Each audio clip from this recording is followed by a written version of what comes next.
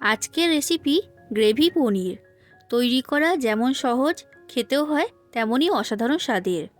প্রথমে কড়াইতে সাদা তেল দিয়ে সামান্য লবণ দিয়েছি, তারপর দিয়ে দিচ্ছি কেটে রাখা পনির। এবার পনিরটাকে ভেজে নিচ্ছি। পনির ভাজার পর তেলের মধ্যে দিয়ে দিলাম গোটা গরম মশলা, তেজপাতা আর গোটা জিরে। এবার তৈরি করে রাখা কাজু, চারমগজ, টমেটো, আদা, কাঁচা লঙ্কার পেস্ট দিয়ে দিলাম।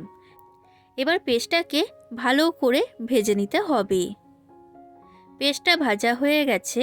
এবার দিচ্ছি ধনে গুঁড়ো, স্বাদ অনুযায়ী লবণ, স্বাদ অনুযায়ী চিনি আর স্বাদ অনুযায়ী লঙ্কার গুঁড়ো। মশলাটাকে ভালো করে কষিয়ে নিয়েছি। এবার দিয়ে দিচ্ছি ফেটিয়ে রাখা টক দই, আর টক দইটাকেও ভালো করে মশলার সাথে কষিয়ে নিতে হবে।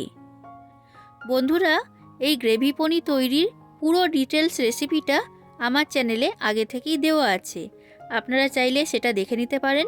লিঙ্কটা আমি দিয়ে রাখবো। এবার জল দিয়ে গ্রেভিটাকে আমি তৈরি করে নিয়েছি। এবার দিচ্ছি ভেজে রাখা পনির, ভেজে রাখা ক্যাপসিকাম আর ধনেপাতা কুচি। কড়াটা ঢাকা দিয়ে এটাকে আমি 7 থেকে 8 মিনিট রান্না করে নিচ্ছি।